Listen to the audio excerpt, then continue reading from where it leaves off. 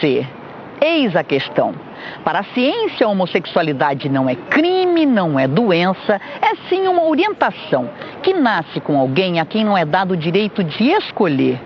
Mesmo assim, a maioria das igrejas condena, e entre prós e contras, o fato é que tem aumentado muito a violência contra homossexuais no Brasil. Mas você já ouviu falar do termo sair do armário? Bem, sair do armário é quando uma pessoa sente atração por outra do mesmo sexo e resolve enfrentar isso, assumir perante a sociedade. Aqui no Rio de Janeiro tem acontecido com mais frequência porque o Estado tem um histórico de boa convivência com as minorias. É o próprio governo que incentiva e mobiliza campanhas contra a homofobia. E homofobia é simplesmente a intolerância contra aqueles que têm práticas sexuais diversas. Foi acatando um pedido da Justiça aqui do Rio que, em maio de 2011, o Supremo Tribunal Federal aprovou a união civil estável entre pessoas do mesmo sexo, a união homoafetiva, reconhecendo a partir daí novas composições familiares. O que significa dizer que, a partir de agora, legalmente, o Brasil também está saindo do armário. E este é o tema do Caminhos da reportagem de hoje. Vamos começar pelo ato religioso mais tradicional, o casamento.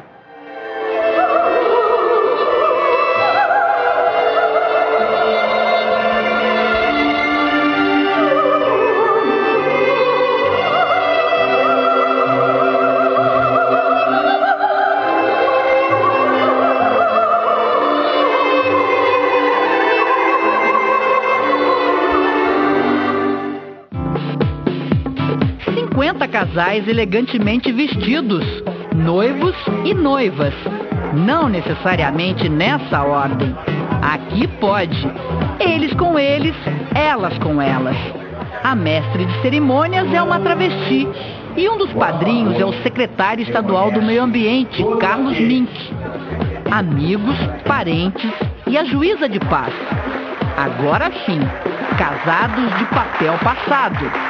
A celebração lembra um casamento tradicional, com direito às alianças e selinho depois do sim. Estamos aqui para celebrar, para esse episódio marcante da vida de cada um de vocês ficarem na história. A cerimônia marcou a data do primeiro casamento coletivo gay do Brasil, em 23 de junho de 2011. Um mês depois do Supremo Tribunal Federal aprovar por unanimidade a união estável entre pessoas do mesmo sexo, chamada união homoafetiva. A decisão dos ministros do STF acatou a ação do governo do Rio, pedindo garantias constitucionais iguais às comunidades LGBTs, lésbicas, gays, bissexuais, travestis e transexuais.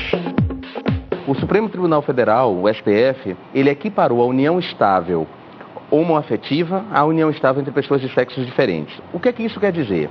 Que essas duas pessoas passam a ter simultaneamente direitos sucessórios sobre o patrimônio que construíram juntas. Elas podem ter o direito a incluir um ao outro em plano de saúde ou no plano de previdência que eles tenham. Então, o Estatuto da União Estável garante tudo isso. Só que a união estável não basta. É preciso garantir o casamento civil a essas pessoas. Porque se a gente permite que os homossexuais não tenham direito ao casamento civil, nós estamos construindo uma cidadania de segunda categoria, uma cidadania de gueto.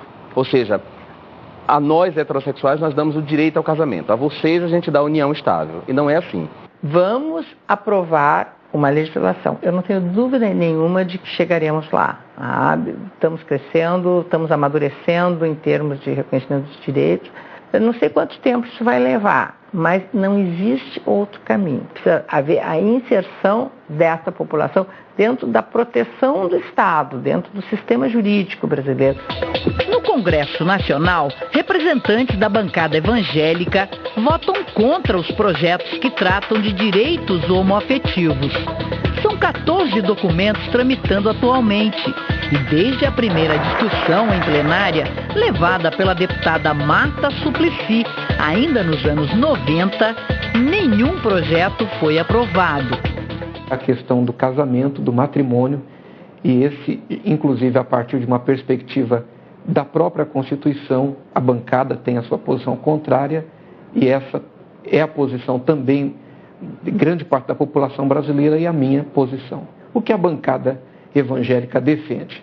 Nós somos contra a homofobia, mas somos também contra a heterofobia.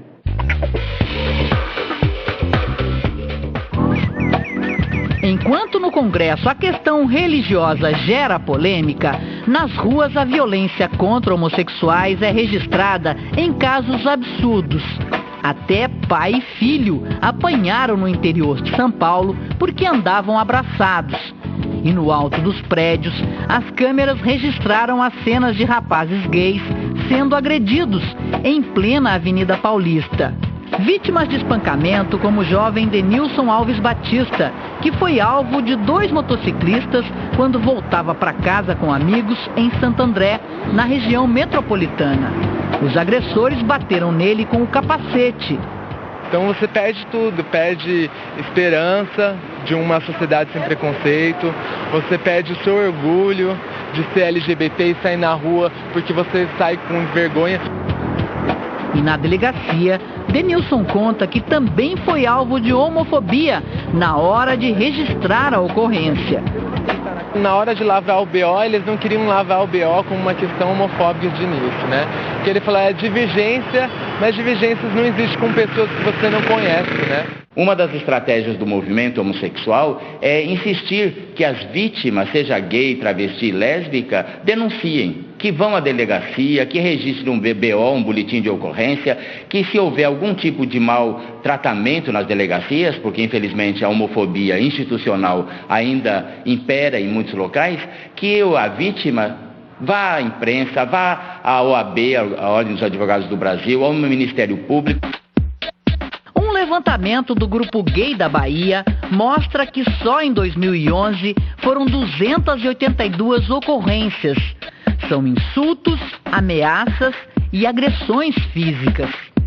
A nossa fonte de informação basicamente são as notícias divulgadas na imprensa, em revistas, jornais, na internet, assim como comunicações pessoais, cartas, mensagens que são enviadas ao Grupo Gay da Bahia. De modo que é uma fonte incompleta, mas ela é totalmente documentada e nós já temos registrados mais de 3.500 assassinatos nos últimos 20 anos.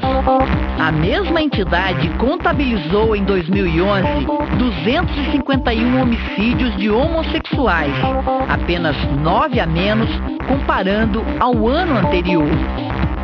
É urgente que o Brasil cumpra o que foi determinado pelo Programa Nacional de Direitos Humanos 2, que é de 2002, que exigia que o Estado brasileiro, o governo federal e o municipal e estadual, coletem essas informações oficialmente nas delegacias, nas secretarias de Justiça, de Direitos Humanos. O Estado do Rio vem trabalhando em ações de apoio a essa população. No prédio histórico da Central do Brasil, no centro da capital, está a sede do programa Rio Sem Homofobia, onde há um serviço de atendimento gratuito pelo telefone. Disque Cidadania LGBT, boa tarde, em que posso ajudar? Nós temos um Disque Cidadania LGBT, que é o 0800 24 horas, que funciona todos os dias, para atender e informar sobre direitos em casos de violência, e também temos o serviço de atendimento presencial, que são os centros de referência da cidadania LGBT, que conta com apoio jurídico, psicológico e social. Atualmente, 200 denúncias estão sendo acompanhadas aqui por uma equipe multidisciplinar. Os tipos de violência são dos mais diversos. Gente que procura porque o pai expulsou de casa, um adolescente de 14, 15 anos, a menina lésbica que foi estuprada pelo irmão ou pelo pai, como chamado estupro corretivo, situações de discriminação no trabalho. Pois hoje cidadãos brasileiros estão sendo torturados nas vias públicas. E nada tem sido feito, a impunidade tem sido constante. Nós não podemos permitir, da mesma maneira que a ditadura, essa tortura, ultrajou a sociedade de bem, nós não podemos permitir que cidadãos brasileiros sejam torturados à luz do dia, sem que ninguém faça nada. Em outubro de de 2011, uma decisão inédita garante direitos para homossexuais nas Forças Armadas. É o primeiro caso de que se tem notícia no Brasil. Foi aqui no Distrito Naval, no Rio de Janeiro, depois que o cabo João Silva entrou com um pedido para que os benefícios dele como marinheiro fossem estendidos ao companheiro. Foi a primeira vez em que a Marinha do Brasil se declara favorável à inclusão de um companheiro homoafetivo, né, do meu companheiro, no caso Cláudio, como dependente nos planos de saúde e todas as outras garantias que a Marinha do Brasil estabelece, sem necessidade de se percorrer pelos caminhos jurídicos, né? Então, o caminho administrativo foi essencial nesse momento. Hoje eu bato continência para o STF, que foi provocado pelo Estado do Rio de Janeiro e que entendeu que a comunidade LGBT é uma comunidade de direito. De acordo com o IBGE, os casais homossexuais no Brasil somam um pouco mais de 60 mil. É uma minoria frente aos 37 milhões de casais heterossexuais. Mas um levantamento feito pela Secretaria Especial de Direitos Humanos da Presidência da República revela que os grupos têm identidades próprias e são identificados de forma carinhosa por quem pesquisa e atua no movimento LGBT. Esse grupo que se chama de ursos ou movimento ursino é, na verdade, uma tradução de um termo que se usa no inglês, o bear, significa urso, que vão ser normalmente homossexuais, gordinhos, peludos, que vão ter vão usar barba, não vão se depilar e vão normalmente se comportar de maneira bastante masculina e desejar que os parceiros se comportem da mesma forma. O que se chama de quaquá seria um homossexual mais afeminado, então tem uma associação da homossexualidade masculina com uma forma feminina de se apresentar no mundo, nunca vai falar de o quaquá, é a quaquá. O que se chama de Barbie seria justamente então essa apresentação mais musculosa, mais um físico hiperviril, né? Bastante masculino. A Butch é o que a gente no Brasil conheceria por caminhoneira. Seria uma mulher bem masculina, vai utilizar roupas masculinas, vai ter trejeitos, cabelo curto. A parceira da Butch vai ser a Lady ou a Femme, né? Que é uma mulher mais feminina. A travesti frequentemente é chamada nesses grupos de T-gata ou boneca ou T-girl. São uma série de várias outras expressões criadas para fugir do pejorativo que está associado com travesti.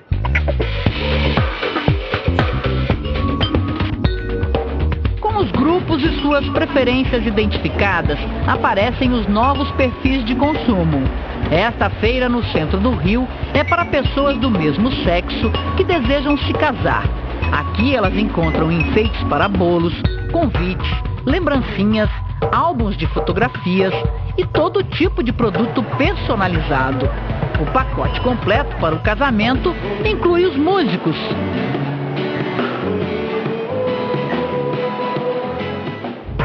E a mestre de cerimônias. Eu acho que é muito interessante para nós ter uma oportunidade, ter opções para nossos casamentos também, assim como os heterossexuais. Eu sou uma pessoa muito curiosa, gosto de novidades e eu vim para prestigiar os amigos meus que futuramente vão casar, estão pensando em casar. Aí eu vou dar umas dicas para eles do que eu vi aqui. Já frequento essa boate há muito tempo, esse espaço. E hoje eu vim para conhecer mesmo essa feira, para saber o que estão produzindo para nós, mundo gay.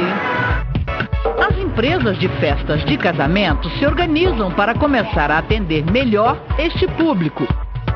Parceiros, abram os olhos para esse mercado que é muito promissor, tem qualidade, tem todo o potencial possível para a gente entrar nesse mercado com força total. E quem casa, quer casa. Em São Paulo, grandes construtoras passaram a projetar imóveis para a nova classe de consumidores.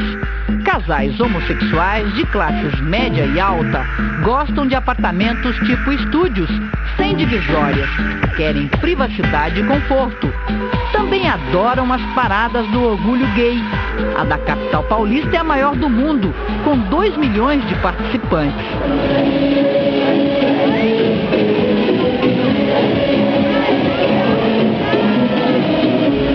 Nas ruas, uma multidão em embalada por música eletrônica, enquanto circula em bares, boates, restaurantes e hotéis, se diverte e consome.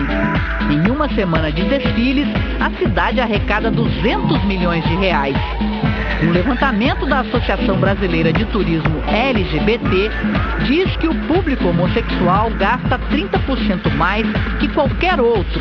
Em média, destinam 70% da renda para a compra de cosméticos, programas culturais e principalmente com viagens.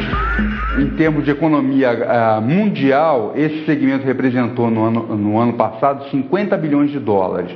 No Brasil, as estimativas foram 200 milhões de dólares, tá? E se você calcula um crescimento de 10% a 20% ao ano, estamos falando aí de um incremento de 20 milhões ao ano para o Brasil. Quer dizer, é um segmento que não pode ser deixado de lado. E várias cidades no Brasil sabem disso, têm investido para atrair e cativar, né, encantar esse turista. De olho neles, as agências de turismo inventam pacotes super coloridos em transatlânticos que fazem roteiros por vários países. Cada casal em lua de mel não paga menos que 10 mil reais para subir a bordo. E tem para solteiros também. Viagens com lotação esgotada 6 meses antes da data da partida do navio.